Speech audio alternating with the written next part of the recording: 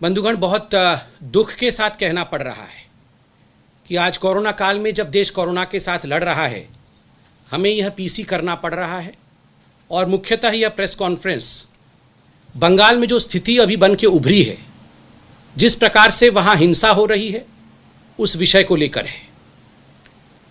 प्रजातंत्र में आज जिस प्रकार का मंजर हम बंगाल में देख रहे हैं, विश्वास नहीं हो रहा है। आज से पहले हिंदुस्तान में कभी इस प्रकार का मंजर किसी चुनाव के बाद किसी भी राज्य में हम में से किसी ने नहीं देखा था। बहुत दुखद है। धू धू करके आज बंगाल जल रहा है। दुख के साथ मुझे कहना पड़ रहा है, लोकतंत्र में जीत के बाद गरिमा होनी चाहिए। लोकतंत्र में जीत के बाद ग्रेशियसनेस होनी चाहिए। जीत को एक्सेप्ट करने में एक गरिमामय तरीका होना चाहिए। आज बंगाल में ये जो तरीका है, जिस प्रकार से आज हम वहाँ हिंसा देख रहे हैं, ये किसी ने भी नहीं सोचा था कि हिंदुस्तान के लोकतंत्र का इस प्रकार से किसी राज्य में धज्जियाँ उड़ेंगी। मुझे ये कहते हुए और मुझे ये प्रेस कॉन्फ्रेंस करते हुए भी बहुत दुख हो रहा है।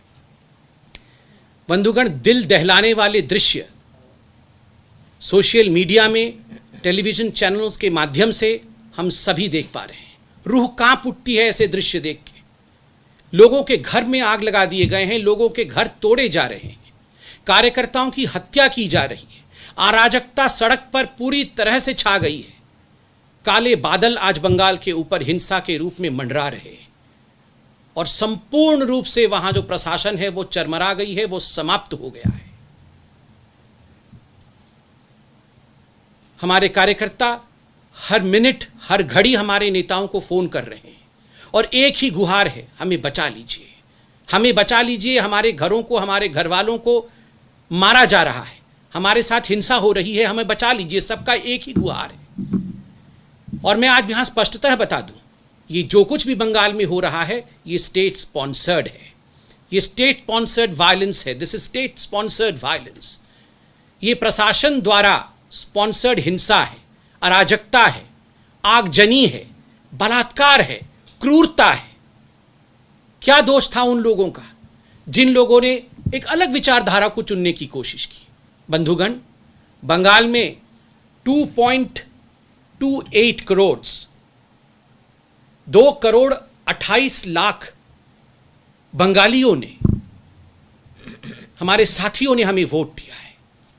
क्या उनका अधिकार नहीं है कि वो अपने नैतिकता के हिसाब से, अपने विवेक के हिसाब से किसी पॉलिटिकल पार्टी या किसी विचारधारा को चुने? उनको कौन बचाएगा?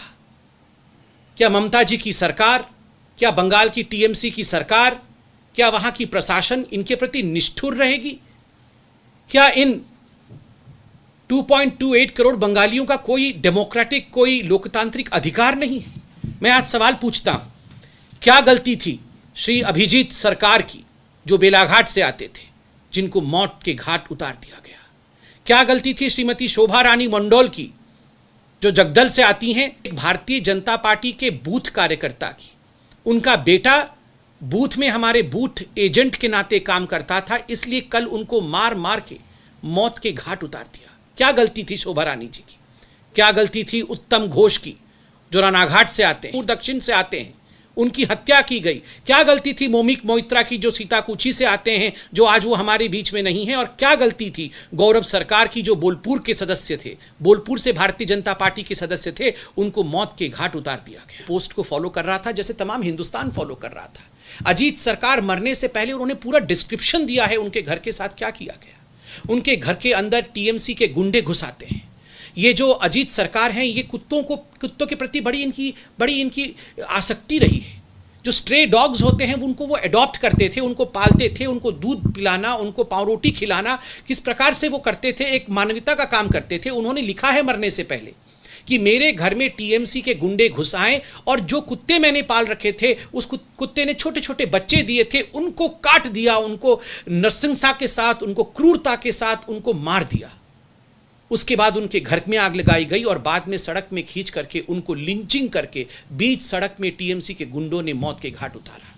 उनकी गलती सिर्फ इतनी थी कि उन्होंने भारतीय जनता पार्टी के लिए काम करने को स्वीकार किया था।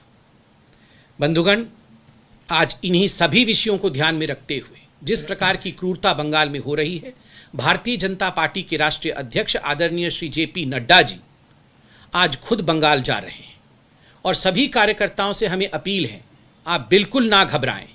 संगठन, पार्टी एकमुश्त होकर आपके साथ खड़ी है। पार्टी के अध्यक्ष अर्थात स्वयं पार्टी आज आपके साथ खड़ी रहेगी, आपके घर पर आएगी, आपसे अध्यक्ष जी मिलेंगे। आपके दुख और सुख के बेला में, आपके दुख और सुख के बेला में हम एकजुट होकर लोकतंत्र को बचाने का कार्य करेंगे। और मैं याद दिलाऊं, ये वही जेपी नड्डा जी हैं, ये वही हमारे अध्यक्ष हैं जिनके ऊपर ममता जी की क्रूरता उस समय भी हमने देखा था जब डायमंड हार्बर जाते समय उनके ऊपर पत्थरों की बौछार हुई थी। वो तो ईश्वर का और मां काली का शुक्र है कि उनकी जान बच गई थी। मगर आज हमारे अध्यक्ष जी, भारतीय जनता पार्टी, समूचे रूप से भारतीय जनता पार्टी के जो कार्यकर्ता हताहत हो रहे हैं, जो हिंसा को सह रहे हैं, हम आपके साथ खड़े होंगे। बंधुगण, एक बात मैं कहना चाहूंगा, ये प्रायोजित हिंसा है, ये संयोग नहीं, ये प्रयोग है। ये डराने की कोशिश है कि हिम्मत तुम्हारी जो लोकतांत्रिक तरीके से तुम किसी सत्ता में आने की कोशिश करो, हिम्मत तुम्हारी जो तुम लोकतांत्रिक तरीके से लोगों के मन में घर करके लोगों के सेवक बनने की चेष्टा करो। अगर ऐसा कहीं करोगे तो हम तुम्हारे लोगों को मार डालेंगे, उनके घर जला देंगे, महिलाओं के साथ बलात्कार करेंगे। जो दृश्य महिलाओं के देखने को आ रहे हैं, रूह कांप उठता है। महिलाओं को घरों से निकाल कर बाहर बीच सड़क पे गैंगरेप करना, उनके साथ बलात्कार करना, उनके कपड़े फाड़ देना, अर्धनग्न अवस्था में उनके साथ जिस प्रकार का व्यवहार किया जा रहा है, ये किसी भी सभ्य राज्य में, किसी भी सभ्य संगठन में, किसी भी सभ्य संस्थान में ये नहीं हो सकता है। इसके लिए कोई स्थान नहीं।